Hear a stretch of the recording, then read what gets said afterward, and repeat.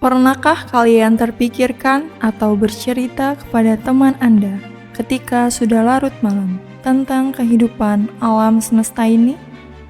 Dan bagaimana alam semesta ini ada dan tercipta? Dan mungkin inilah teori yang masuk akal dari pertanyaan-pertanyaan tersebut. Mari kita bahas dengan narasi ini.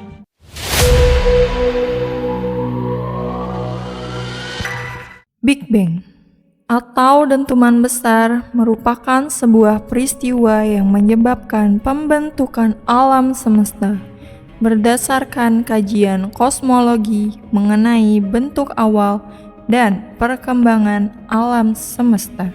Teori ini menyatakan bahwa alam semesta berasal dari kondisi super padat dan panas, kemudian mengembang sekitar 13,7 miliar tahun lalu.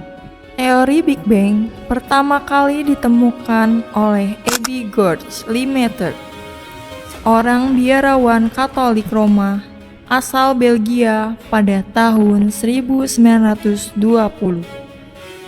Dianggap sebagai seorang pertama yang mengajukan teori ledakan dahsyat mengenai asal-usul alam semesta.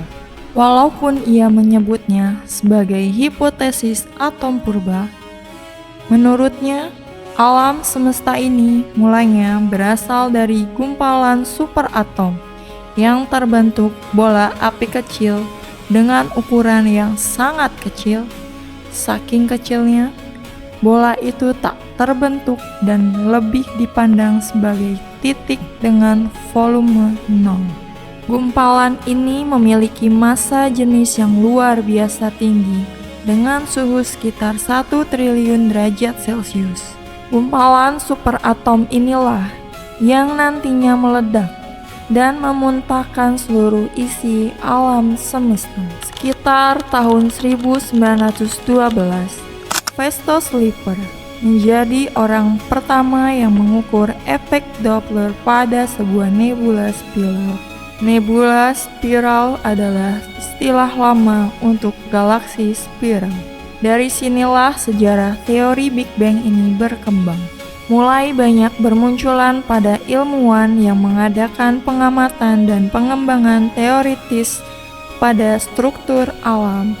Sehingga 10 tahun berselang sejak Festo Slipper meneliti nebula, muncul seorang kosmologis matematikawan dari Rusia bernama Alexander Friedman. Alexander menunjukkan bahwa alam semesta ini mungkin akan mengembang dan berlawanan dengan model alam statis yang sebelumnya diutarakan oleh Albert Einstein. Sejak saat itu, mulai bermunculan ilmuwan seperti Edwin Hubble yang meneruskan model nebula pada tahun 1924. Kemudian, pada tahun 1927, George Lemaitre secara independen menurunkan persamaan milik Alexander Friedman dan mengajukan bahwa resensi nebula dalam persamaan tersebut diakibatkan oleh alam semesta yang selalu berkembang. Berlanjut dengan Lemaitre pada tahun 1931 memberikan pernyataan bahwa perkembangan alam ini akan sampai pada suatu titik yang dinamakan atom purba, di mana ruang dan waktu bermula. Kemudian, pada akhirnya, beberapa bukti pengamatan mengarah pada ledakan dahsyat sebagai awal terjadinya alam semesta. Seluruh materi dan energi dalam alam semesta pernah bersatu membentuk sebuah bola raksasa. Kemudian, bola raksasa ini meledak sehingga seluruh materi mengembang karena pengaruh energi ledakan yang sangat besar. Setelah terjadi dentuman besar, alam semesta mengembang dengan cepat hingga kira-kira 2000 kali matahari.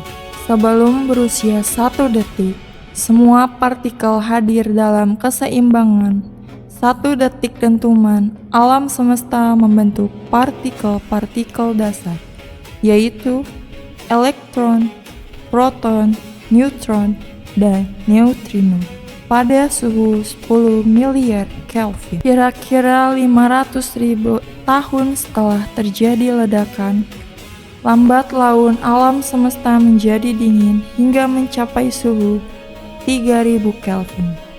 Partikel-partikel dasar yang membentuk benih kehidupan alam semesta.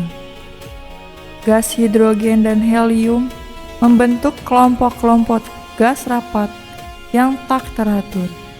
Dalam kelompok-kelompok tersebut mulai terbentuk protogalaksi.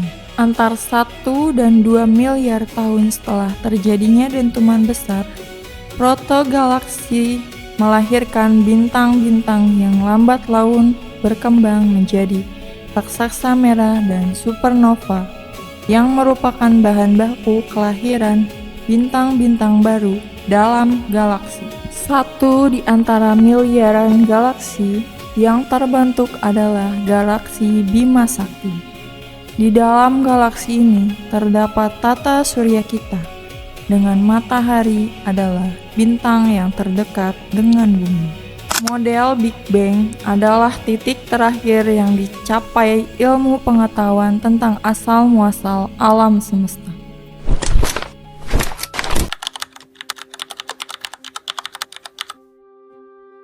Berkaitan dengan Big Bang ini, dalam Al-Quran Surat Al-Anbiya ayat 30 yang menyebutkan, apakah orang-orang yang kafir tidak mengetahui bahwasannya langit dan bumi itu keduanya dahulu adalah suatu yang padu, kemudian kami pisahkan antara keduanya.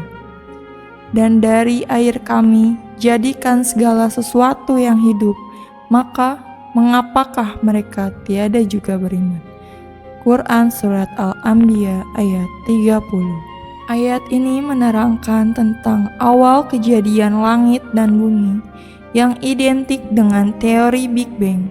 Para ilmuwan memahami ayat tersebut sebagai ayat yang berbicara tentang proses penciptaan langit dan bumi.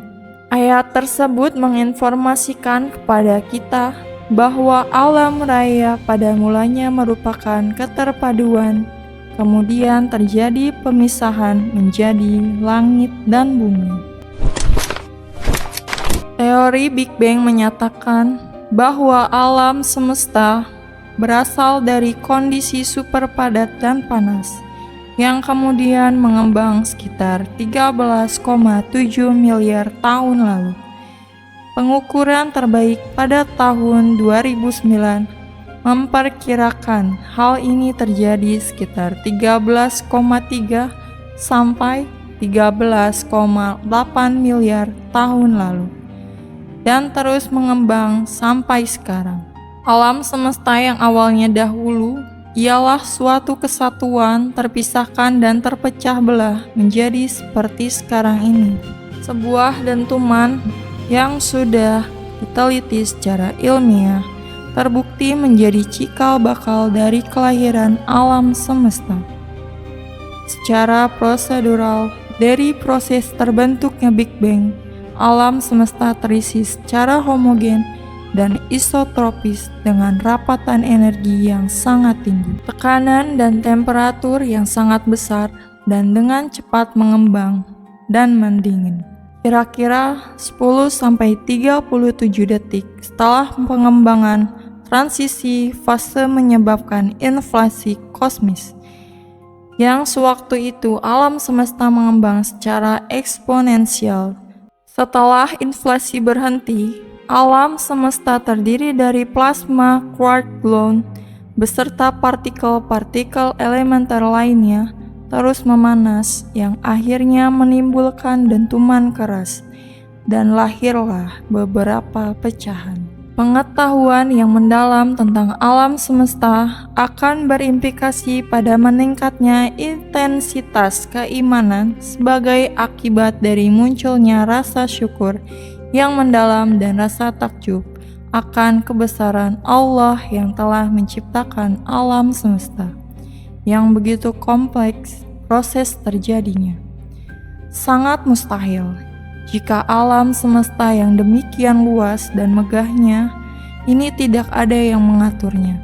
Bergantinya bulan dan matahari, siang dan malam, musim hujan dan musim panas, tentulah adalah kekuatan dahsyat yang memotori semua itu. Dan itu tidak lain adalah Dia yang Maha Esa, Maha Perkasa, lagi Maha Sempurna. Maka benarlah apa yang Allah firmankan dalam kitab-Nya.